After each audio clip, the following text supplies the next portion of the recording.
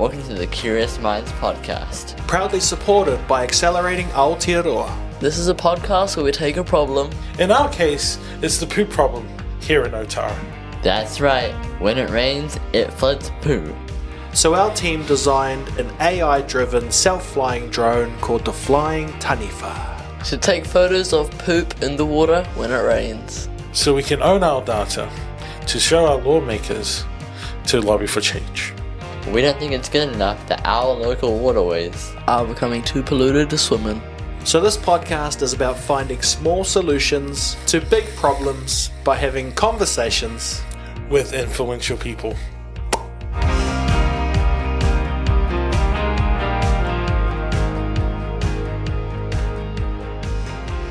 Hello everyone, welcome to the Curious Minds podcast, episode 3, featuring our special guest, Meredith Dale. Hello Meredith, how are you? Kia ora, Mal, nice to meet you. No worries. So, you are a urban designer and strategist, correct? Mm-hmm. Can you please tell us what an urban designer and strategist does? Yeah, so there are two kind of interconnected hats that I wear in my job at the Urban Advisory. So urban design is about the sort of like somewhere in between architecture and planning, and we think about how to make places that work for people. So whether that's about how a building looks from the street and the sense of safety you might have, or maybe it's about aesthetics, how the street functions to help you get around, and things like, you know, in the town centre, how like the square and the market and shops and things, how you get to those and how, you know, those spaces function. Urban strategy is at a higher level. We give advice about how to help cities and neighbourhoods grow well, and so that can be from working with iwi and mana whenua groups, community groups, giving advice to council, at the strategic level, giving advice that helps makes plans and designs and delivery work really well. So early conversations and advice at a strategic level to make sure the things that are delivered are right for the community and actually help solve the problems that we have in our cities and neighbourhoods. That's cool, really cool. And I believe that you were named Future Thinker of the Year in 2021. Congratulations, by the way. Thank you. But I'm curious to know, what was the idea that you proposed to actually win that award? Yeah, so one of the things that I've noticed throughout my working life, I started off as an engineer, and I used to help, you know, design pipes and roads and things like that. And I found when we were working on projects, often you just kind of just focus on your part of the design, and then someone else is, you know, designing the building, someone else might be thinking about the landscape. And we often operated in silos. And so as I've developed and, you know, trained as an urban designer and worked in strategy, I still see those challenges in how we make decisions and do design in the built environment. So my big idea as Future Thinker was, you know, how do we bring people together around the table, have more integrated conversations about these major challenges we have in our communities, like, you know, housing crisis, climate change, things like that, health. And we all need to contribute together and not just stick in our silos. And so I was encouraging people, you know, right from the government level to council, and even, you know, us sitting around the table as we contribute to how our neighbourhoods and cities function, to be like, hey, let's talk to one another. Let's get the engineers and the architects and the students and the, you know, academics and the politicians all talking to each other so that we can understand our different perspectives. We all have different skills, and I think by working together better, we can actually get better outcomes for our cities and neighbourhoods. 100%. Cool. So it's a fun, would you say it's a fun job that you do? Yeah, it's a privilege. Yeah. And what would you recommend to people trying to follow in your footsteps? What would you recommend for them to do? Well, I think we all have different particular interests and skills that we have, and so I'd encourage anyone to listen to your heart, if that's not too cheesy, and figure out what makes you tick and what things really excite you, and follow that, and don't be afraid to kind of go off the common path. So I, you know, was really interested in maths and science at school, and I was quite good at it, and so I decided to pursue that into engineering. But while I was an engineer, it didn't quite light the fire, you know, get me excited all the time. And so I found an alternative path and sort of shifted the way that I approached my career to where I am now. And so I'd encourage people to be not afraid to, you know, take an unconventional route to the place that you want to be and where you can contribute, you know, as yourself. in our communities. So if someone wants to become a urban designer and strategist, maths and science is one of the two of the subjects that you should take. Yeah, so urban design, you can kind of come at it from an urban planning angle or architecture, although actually that's the conventional kind of way to do it. You'll do like an undergraduate study in planning or architecture and then a master's of urban design.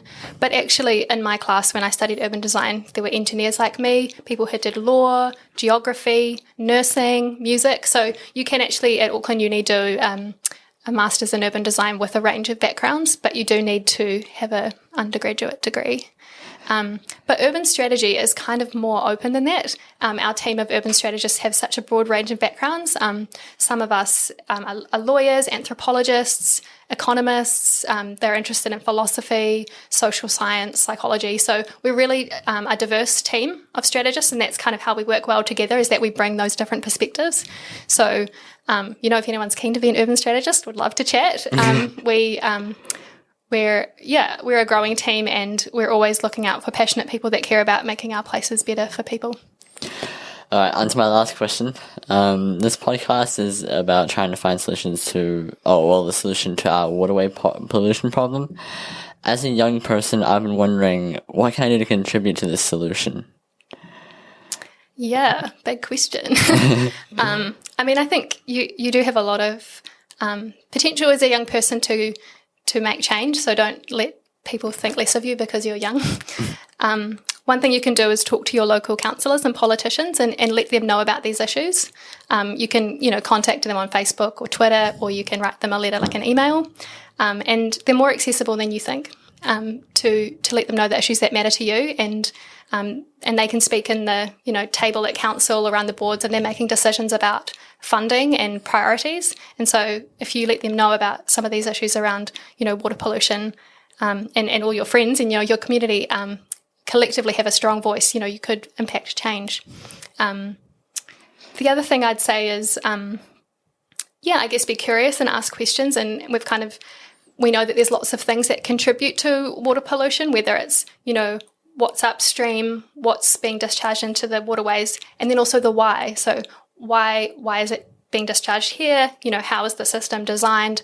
What is actually, going into it? And then the behaviour of people around those, whether it's, literally throwing rubbish into a stream or something that's a function of the, water and wastewater system. So, be curious, understand the system. And I think as an engineer, I learned so much more than I expected about, the things under the ground, the pipes and the things that they just work. You flush the toilet and suddenly the problem's gone, but actually there's this whole system that takes that waste, treats it and puts it back into the environment, and understanding that can help you see where the challenges and the problems might be. When what you're seeing in Otara around this pollution, there's probably a gap or a break in that system that you could maybe focus on. Well, that's all the questions that I have for you. Honestly, it's been great getting to meet you and learning a lot about you. Thank you for the advice as well. Vinny will come in after me to ask you a couple more questions.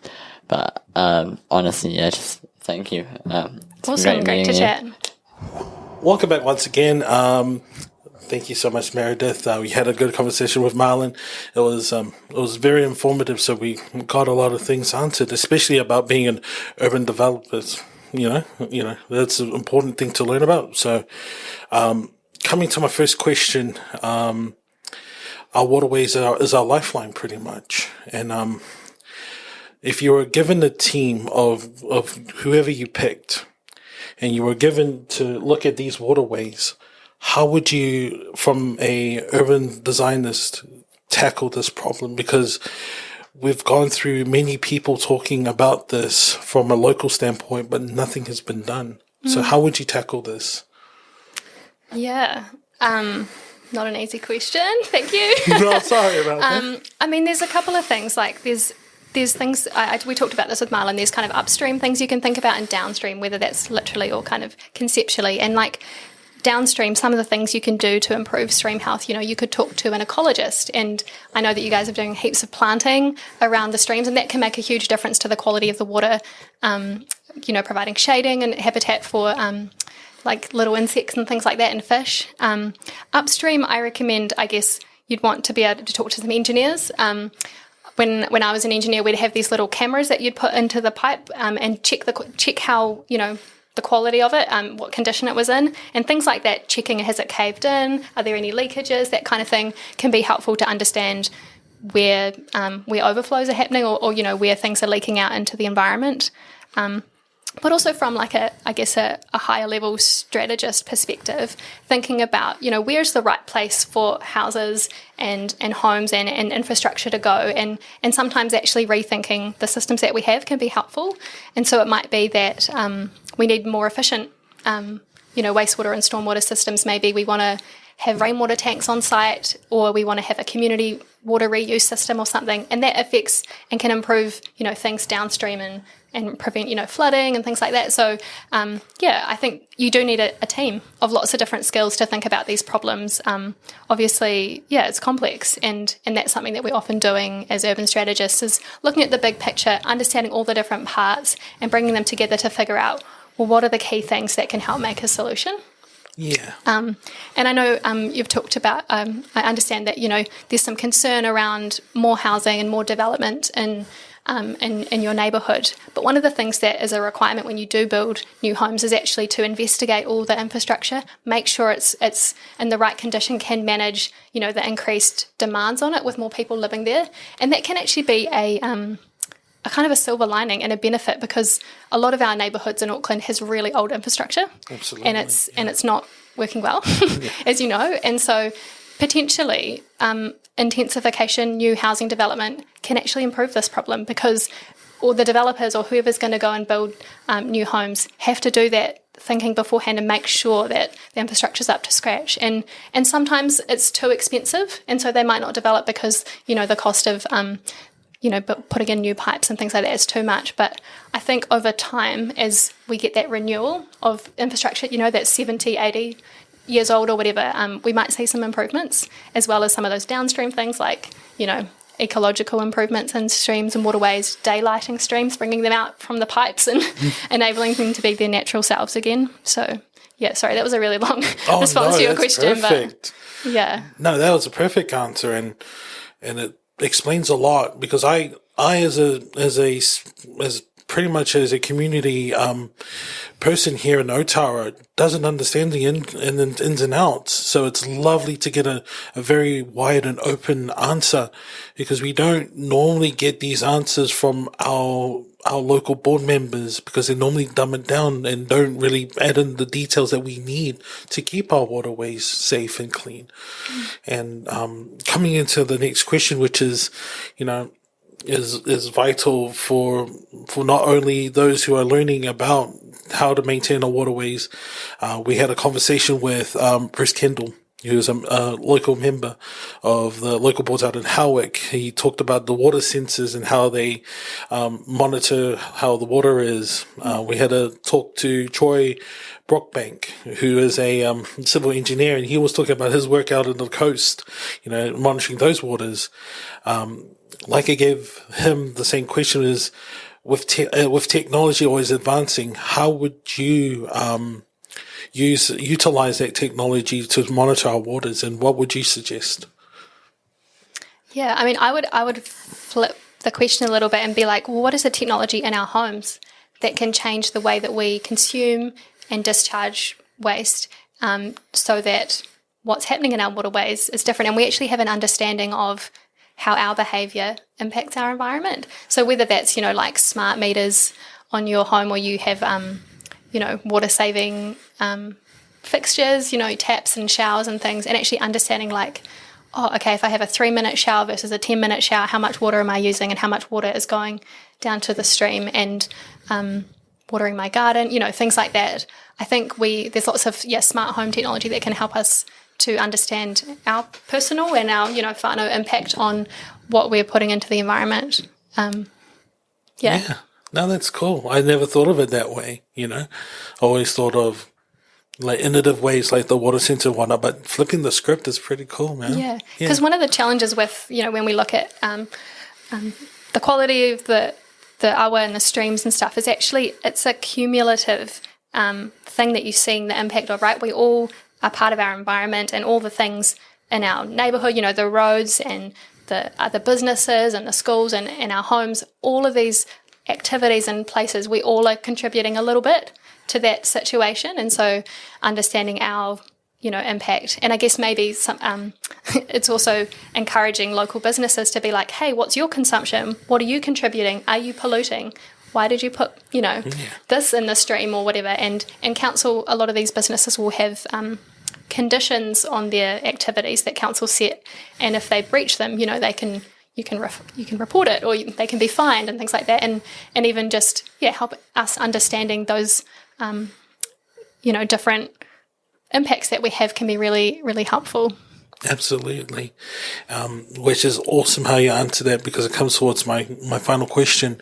And it's a big one, because I would like to know, as part of my community, how could I, as a community member, and as well as our local boards, because they also are trying to voice this out, like Bruce Kendall, how do we go to a table and talk about this and action something that can be done for our waterways, for our community?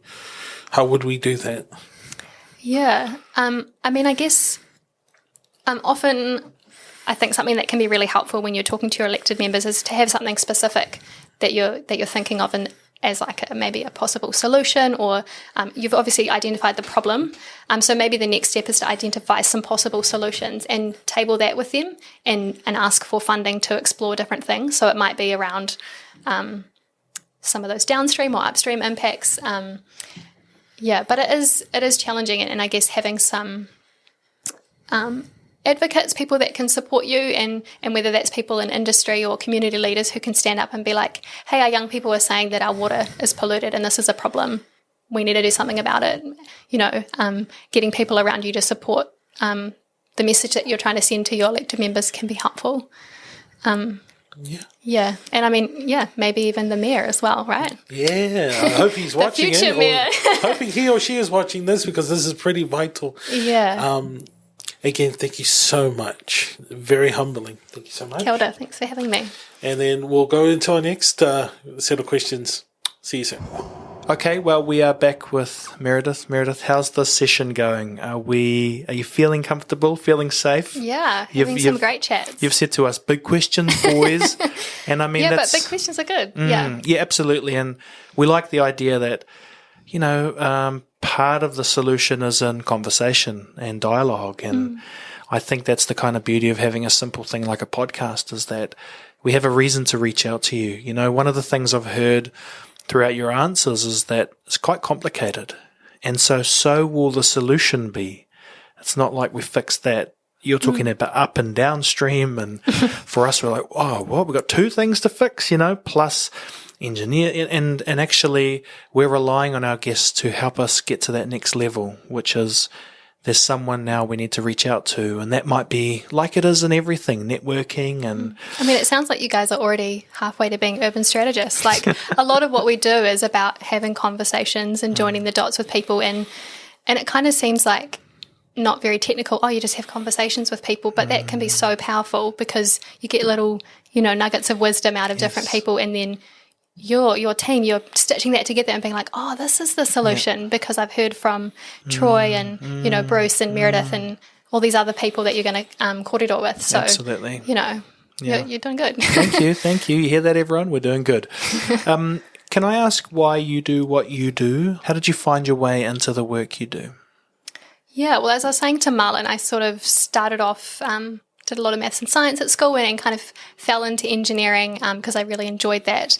And I think as I was working for a few years, I started to identify and notice things that I thought were really interesting. And so I would have coffee with people or tap people on the shoulder, or even just people that I was working with on a project who might be like a landscape architect or a project manager, and just be like, oh, this looks interesting what you do. And I would have conversations with people and slowly get a sense of where I might go. And I've definitely had mentors and people that have been there for those kind of chats to help me make sense of where I might want to go. And I certainly didn't plan to be where I am now. It sort of happened kind of intentionally and organically at the same time, with me trying to pursue something that felt right for me. Yeah.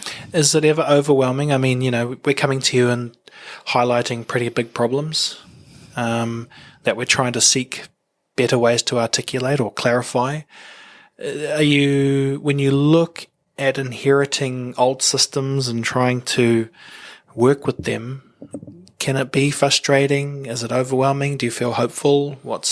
Yeah, I mean, when I was future thinker, I'd said this a few times, like I'm an optimist, right? And so I really do try to see the good. And more often than not, in my role as an urban strategist, we're looking at complex, really challenging things. So that's kind of normal for us and our team, not for everyone, but we thrive on thinking about, wow, this is a challenging system, this is complex, and unpicking it and finding solutions. So yeah, that kind of excites me, and I find that interesting. And so, that's why I'm here doing it. And I think a lot of the challenges that we have in our communities and our cities and stuff are often those systemic things. And so understanding the system is such a helpful starting point to finding the right solution. Because it's easy to sort of look at, they talk about, an ambulance at the bottom of a cliff or something. But actually, if you step back and be like, oh, there's a cliff. Okay, where was the ambulance think it was going? And actually trying to understand the context and stuff, that's really valuable. So that's kind of what we try to do, and what the journey you guys are on as well. Awesome. So that's cool. Awesome. One of the questions I had is, we have a problem sometimes with trying to explain to others what we're trying to find, because it's a bit like a boogeyman in some ways. It's a lot of things. Would you say we're kind of correct with our hypothesis that the local waterways here in Otara are polluted, and I think that's established, but it's the why. Why is it? And we've asked people, and some people say it's because of the system's overloaded, and that's why when it rains it floods poop. And when we heard that, we're like, that's not okay. And what would you say to us? As we don't want to go out there saying that because it's such a challenging problem, we're trying to find ways of explaining it. Would you agree in general that we are actually conducting the right type of community investigation? I mean, it sounds like you've got a really good sense of the downstream system, what's happening. So you can see that, there's poo, or as we say, like effluent, in the stream, and you're noticing that when there's a storm, it's particularly bad, and there are, particularly in some areas, you might notice other kinds of pollution where larger items or things that are happening. I think what I challenge you is to think upstream and think about what are the things whether it's in the infrastructure network or in our behaviour or whatever. And that helps you identify where the best place to focus your energy is. Because it's not always like an easy connection between what you see downstream and what's happening upstream. And particularly, as I said to Vinny, we're all contributing to this, whether we intentionally do or not, like the shops where you buy the things you need, they're contributing to the wastewater and the stormwater and or the wastewater, I guess, and, any new development and things. So, look upstream. Right. And so upstream, sorry upstream, for all the... like upstream. Not necessarily literally up the stream, but the things like that the are... cause and effect exactly. type thing. Yeah. And I think it's, in this case, there's multiple causes. Yeah. Right? So it's kind of nice when there's just one thing, right? Yeah, and you're like, cool, right. we just turn off the tap and it's fixed. Great, solved, let's go home. But actually, we're all human. Wastewater is an inevitable part of life. And so we do need to... that still needs to happen in some way, but how do we do that in a sustainable way that doesn't, keep degrading our waterways? Because I kind of think that's the problem for Council Turf. They knew what they were trying to solve. You could attempt to solve it. So I feel like we should go to them and say, look, based on the conversations we've conducted, I guess that's and it's not really a question. Maybe you could brainstorm with us. What is upstream? Who should we be looking for further up that stream? Who would know the combination of factors? Because I'm not sure they're so obvious. No. We're all focused on, like and a lot of them are unseen things. I mentioned, I think it was to Vinny, about, conditions on different activities, some of the industrial sites, right? They might have permission to discharge so many litres of water per month or day or whatever. But that's on a paper and a file somewhere, and they know it, but it's not clear to the community. And so... how are you going to know what's appropriate when they're discharging something that you're like, that looks a bit weird? That's right. Is that unhealthy or healthy? Or, Yeah, so I think, and maybe it's about starting, in your local area, in the areas around the stream that and then working literally out from that in the area, because the catchment or the area that, the water that flows into the stream come from can be a huge area. And so it's like, oh yeah, we've got our Otara neighbourhood and we know there's a problem here, but actually the problem could be coming from, all these other communities around you as well. And you're all kind of inadvertently contributing to that. And I think we all thought, oh, that's known, but I think what's revealed itself is that, we have strong advocacy for the need for clean water, but it's getting blurry as the water is as to the why. And I think, we're not here to also pick fights. No. But in some ways it'd be nice to, hopefully that's what the series will try and reveal is, that upstream kind of thinking. And, well, you've given us much food for thought, and we will use this podcast to go back and make notes. But on behalf of us, we want to thank you for, it's not just coming here, but it's saying yes in the emails, and we're pretty transparent that we try and conduct it, honestly, and that's the only way we're going to make this work. So you gave us the trust to come. Thank you. Where can people follow you if they want to learn more about the mahi you're doing?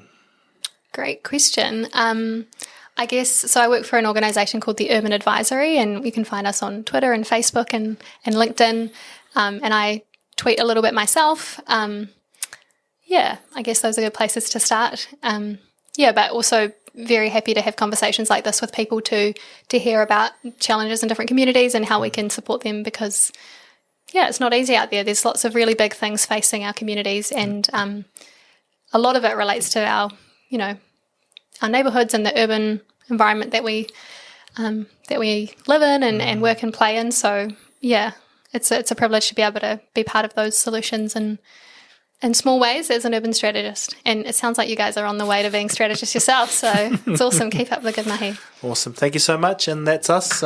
Take care, everyone. See you in the next episode.